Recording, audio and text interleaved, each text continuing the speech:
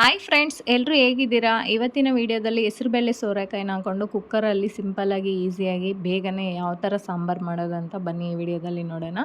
First ನಾನು ಕುಕ್ಕರಲ್ಲಿ 2 table spoon ಎಣ್ಣೆ ಹಾಕಿ, 1/4 ಸ್ಪೂನ್ ಸಾಸಿವೆ, 1/4 ಸ್ಪೂನ್ ಜೀರಿಗೆ ಹಾಕಿ ಸ್ವಲ್ಪ ಫ್ರೈ ಆದಮೇಲೆ ಒಂದು ಈರುಳ್ಳಿನ ಕಟ್ ಮಾಡಿ ಹಾಕ್ಕೊತಾ ಇದ್ದೀನಿ.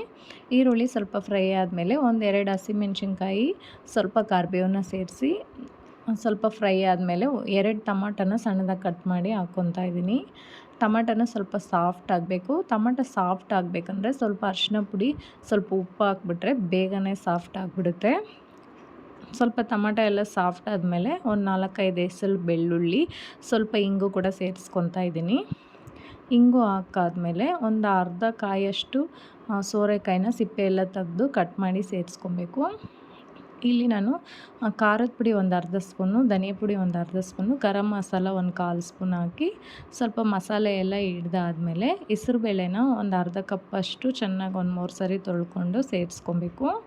ಸ್ವಲ್ಪ ಅದೆಲ್ಲ ಫ್ರೈ ಆದಮೇಲೆ ಕೊತ್ತಂಬರಿ ಸೊಪ್ಪನ್ನು ಒಂದು ಅರ್ಧ ಕಪ್ಪಷ್ಟು ಸೇರಿಸ್ಕೊಂಡು ಒಂದು ಅರ್ಧ ಕಪ್ಪು ಹೆಸರುಬೇಳೆಗೆ ಒಂದು 3 ಕಪ್ಪು ನೀರು ಸೇರಿಸ್ಕೊಬೇಕು. ಸ್ವಲ್ಪ ಸಾಂಬಾರು ಗಟ್ಟಿ ಬರುತ್ತೆ ಅವಾಗೆ. ಒಂದು 3 ಕಪ್ಪಷ್ಟು ನೀರು ಸೇರಿಸಿ ರುಚಿಗೆ ಎಷ್ಟು ಬೇಕೋ ಅಷ್ಟು ಉಪ್ಪು ಸೇರಿಸ್ಕೊಂಡು 3 ವಿಸಿಲ್ ಕೂಗಿಸ್ಕೊಂಡ್ರೆ ಸಾಂಬಾರು ರೆಡಿ ಆಯಿತು. ಬೆಳಗ್ಗೆ ಟೈಮಲ್ಲಿ ಬೇಗನೆ ಮಾಡ್ಕೊಬೋದು. ಸಿಂಪಲ್ಲಾಗಿ ಕುಕ್ಕರಲ್ಲಿ ಫಾಸ್ಟಾಗಿ ರೆಡಿ ಆಗಿಬಿಡುತ್ತೆ. ಈ ಥರ ಸಾಂಬಾರು ಟೇಸ್ಟಾಗೂ ಇರುತ್ತೆ. ಇದು ಇಡ್ಲಿಗೆ, ದೋಸೆಗೆ, ಚಪಾತಿಗೆ, ಅನ್ನಗೆ ಎಲ್ಲ ಕಾಂಬಿನೇಷನ್ ತುಂಬಾ ಚೆನ್ನಾಗಿರುತ್ತೆ. ಇವಾಗ ಇದು ಬೆಂದಾದಮೇಲೆ ಚೆನ್ನಾಗಿ ಬಸ್ಕೊಬೇಕು. ಅದನ್ನು ಈ ಥರ ಬಸ್ಕೊಂಡು ಒಗ್ಗರಣೆ ಹಾಕ್ಕೊಬೇಕು. ಒಗ್ಗರಣೆಗೆ ನಾನು ಬೇರೆ ಕಡೆಯಲ್ಲಿ ಮತ್ತು ಸಾಂಬಾರನ್ನ ಕುದಿಸೋದು ಬೇಡ, ಅದೇ ಥರನೇ ತುಂಬ ಟೇಸ್ಟಾಗಿರುತ್ತೆ. ನಾನು ಒಂದು ಚಿಕ್ಕ ಕಡಾಯಿ ಇಟ್ಕೊಂಡು 2 ಟೇಬಲ್ ಸ್ಪೂನ್ ಎಣ್ಣೆ ಹಾಕಿ ಸಾಸಿವೆ, ಜೀರಿಗೆ, ಒಣಗಿದ ಮೆಣಸಿನ್ಕಾಯಿ ಒಂದು, ಸ್ವಲ್ಪ ಇಂಗು, ಕರಿಬೇವು ಸೊಪ್ಪನ್ನ ಸೇರಿಸ್ಕೊಂಡು ಒಗ್ಗರಣೆ ಹಾಕ್ಕೊತಾ ಇದ್ದೀನಿ.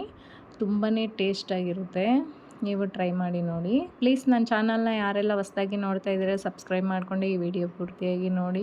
ನಿಮ್ಗೇನಾದ್ರು ಇಷ್ಟ ಆದರೆ ಒಂದು ಲೈಕ್ ಮಾಡಿ. ನೀವು ಟ್ರೈ ಮಾಡಿ ಕಮೆಂಟಲ್ಲಿ ತಿಳಿಸಿ ಯಾವ ಥರ ಇದೆ ಅಂತ. ಸಖತ್ ಟೇಸ್ಟಾಗಿರುತ್ತೆ. ಅನ್ನಗೆ ಬಿಸಿ ಬಿಸಿ ಅನ್ನಗೆ ತುಪ್ಪ ಹಾಕ್ಕೊಂಡು ತಿಂತಾಯಿದ್ರೆ ತುಂಬಾ ಟೇಸ್ಟಾಗಿರುತ್ತೆ. ನೀವು ಟ್ರೈ ಮಾಡಿ ನೋಡಿ.